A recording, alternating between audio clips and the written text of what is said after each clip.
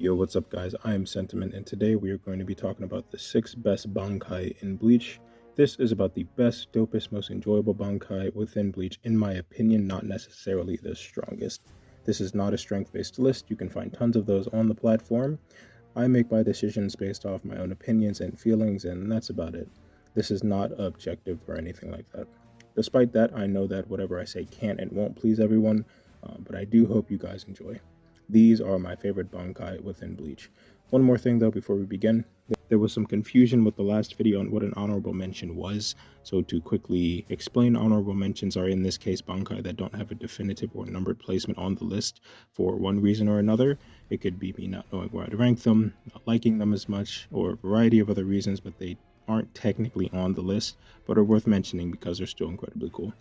And as opposed to my typical 3 honorable mentions, we only have 2. Let's get into it. Let's start with our first honorable mention, Uruhara's Kannonbiraki Benihime Aratame. I can smell the dislikes here, but it's going to have to start the honorable mentions list. His Bankai allows him to destroy and restructure whatever his Bankai touches, including himself and allies. So he can repair himself, enhance his body, repair nearby allies, use it for defensive purposes. It's an all-rounder kind of Bankai that covers all the bases for what you need in battle, and it's extremely versatile. However, it's not too flashy or anything in terms of abilities. Although the puppet avatar and the stitches Uruhara gains when he uses the Bankai in the manga are very cool. This Bankai is mainly dedicated to getting the job done, and I think that reflects Uruhara very well.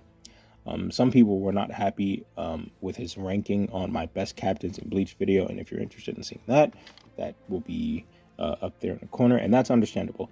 He is a very popular and cool character, but to reiterate, Uruhara's goal is to get the job done as quickly and efficiently as humanly possible.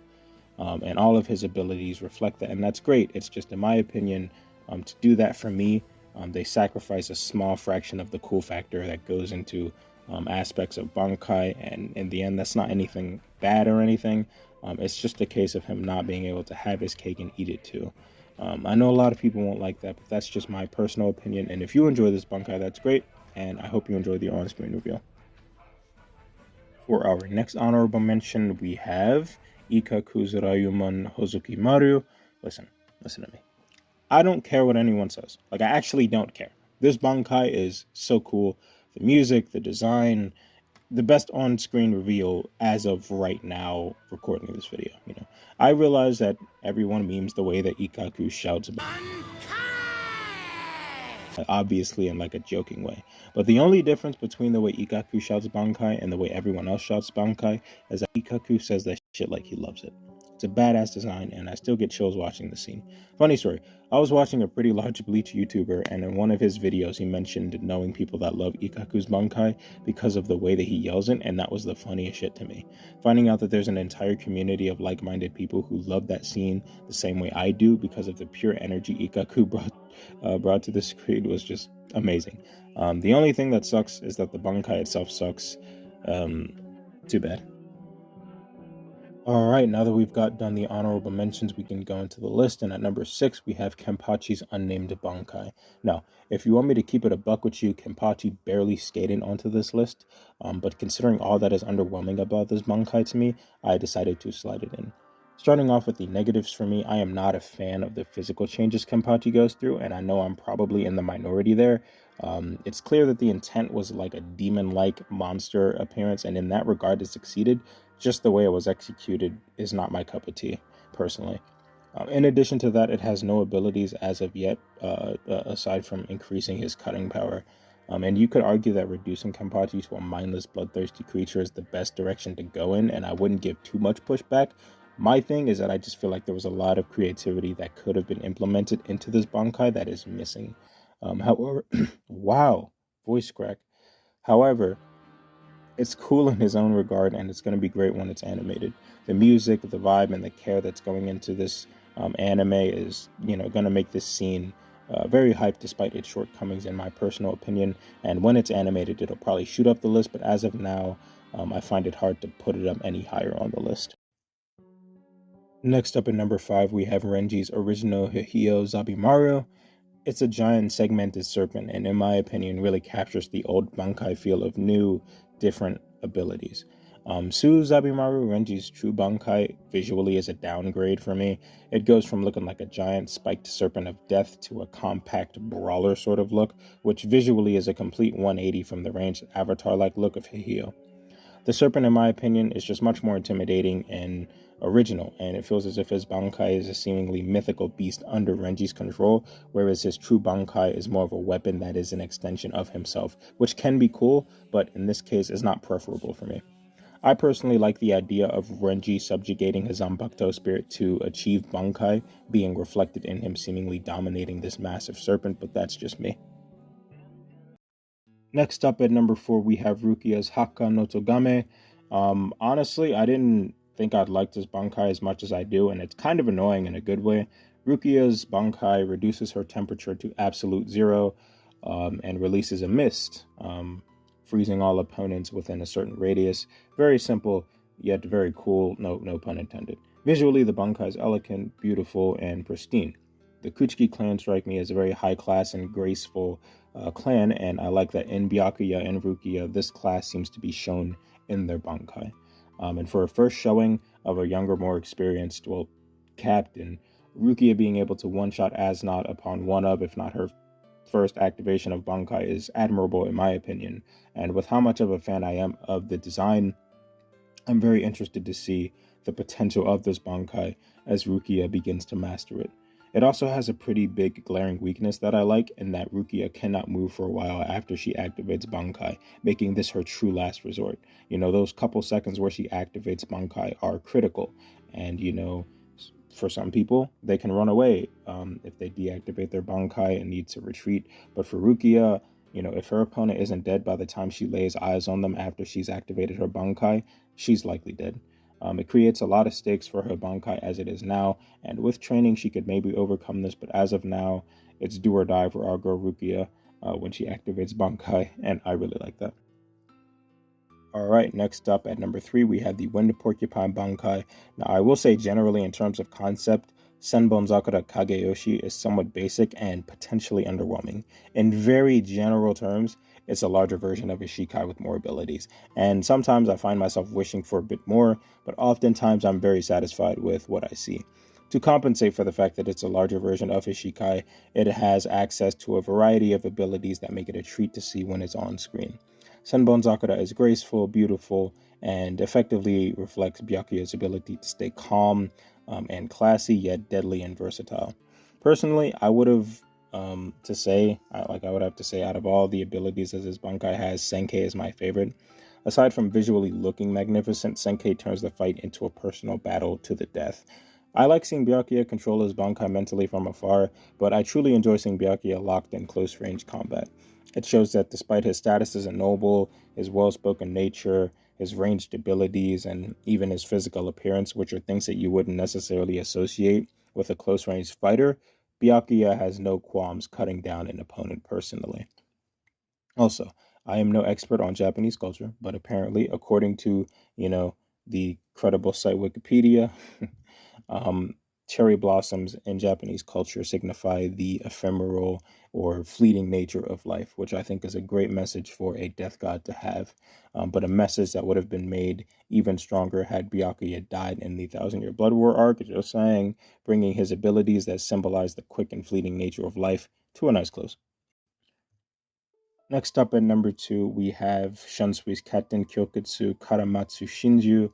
This Bankai has 4 stages, and I'm sure most of, if not all of you, know the 4 stages. So assuming that, I'll more explain the story and casually mention the abilities as I go. This Bankai tells a story, and to do that, it sets a stage, so to say. Upon activation, a dark, chilling atmosphere surrounds the battleground where Shunsui is fighting, and the story begins. Side note, this is more of an illusion rather than a physical effect, which is kind of a downside. It'd be cool if it was a physical thing, but I digress. Anyway, from what I understand, the story that's being told is that there were 2 lovers, Shunsui playing the woman, the opponent playing the man. Starting off, the woman is either sick or injured in some way, shape, or form, and the man feels empathy for his partner and takes on her pain in a way, explaining the sharing of injuries of the first stage. Eventually, though, for some reason, the man hits his partner and experiences deep pain and regret to the point where it makes him sick, explaining the plague that overcomes the opponent in the second stage. The woman forgives him, but under the condition that they died together, and this could be due to the fact that she was sick or injured prior to the story and was going to perish regardless, and so she wanted them to die together as his penance. That's just my assumption, though. Anyway, the man and woman jump into a lake and begin to drown together, explaining the ocean that drains Shunsui's and his opponent's Ryūtsu in stage 3. However, before the man can drown, he attempts to save himself and swim up, and the woman, tired of his cowardice, ends his life by cutting his throat, explaining the thread that wraps around the opponent's neck and severs it in the 4th phase. It's a lot to digest, but I like the story, and the visuals that accompany it. It fits the romantic, game-like, performative, and even tragic aspects that make up Shunsui. Throughout his life, he's dealt with grief through Yamamoto, his brother, and his sister-in-law's passing, as well as the death of his best friend, and, he's taken on a lot of responsibility through protecting the now, becoming the new head captain, as well as keeping the dying wishes of his loved ones. And I find it fascinating how all these terrible aspects of Shunsui's life, grief, unkept promises, and death, are welded into his failed pursuit of romance to create a romantic tale based on tragedy. It's like he can't really escape the concept of tragedy even in his own Bankai. Speaking of tragedy, it's worth mentioning that a tragedy is a genre of play that, according to Google, is based on human suffering and mainly the terrible or sorrowful events that befall a main character, which of course would be Shunsui and his role as as the woman in the Bankai. It's a lot to digest, and there's a lot of people that explain this better than me, but just know it's super cool and unique. And from what I understand, a lot of people weren't happy with it when it was initially shown all those years ago, but I thoroughly enjoy it and its narrative. All right, next up at number 1, let me start this with a completely random, unrelated question. We all know that Yamamoto was by zero means a good man, with all the murder and violence in his past, right? But can we all honestly say, hear me out, that if we had Yamamoto's Bankai, we wouldn't conduct some tomfoolery as well? I know I can. That's right, the Bankai of Santa Claus's buff, violent cousin comes in at number 1. Zanka no Tachi is the best Bankai in Bleach. It is pure power, and I doubt I have to explain it, but it has 4 abilities, each ability relating to a direction. There is Zanka no Tachi East, which is a passive ability, if you will. It's activated automatically and condenses the flames into its blade. Interestingly, though, the sword doesn't burn, but smokes, which I think is a super cool visual detail. You expect something that condenses flames to glow, but instead it's charred and smoking, which is also an indication of fire, just a less visually noticeable one. Next is Zanka no Tachi West, which is another passive ability that coats Yamamoto in heat in the ballpark of 1.5 million. Oh, my bad, forgot a couple zeros. 15 million degrees Fahrenheit. Hopefully, you start to see the degree of absurdity that this Bankai gets to. Anyway, in addition to this one, Zanka no Tachi West is activated. Opponents cannot see it, unless Yamamoto wants you to. And this defensive ability makes it moderately difficult to actually hurt Yamamoto, with the flames of eternal punishment surrounding him and all. Next up is Zanka no Tachi North, which is a slash of concentrated heat and fire that takes a little bit off the top of anyone Yamamoto hits. Finally, my favorite ability of this Bankai, Zanka no Tachi South, resurrects the people that Yamamoto has killed with his flames and forces them to fight on his behalf. This is a messed up skill set. Offense, defense, and psychological torture. I mean, how many Bankai can you say do all 3 of those things?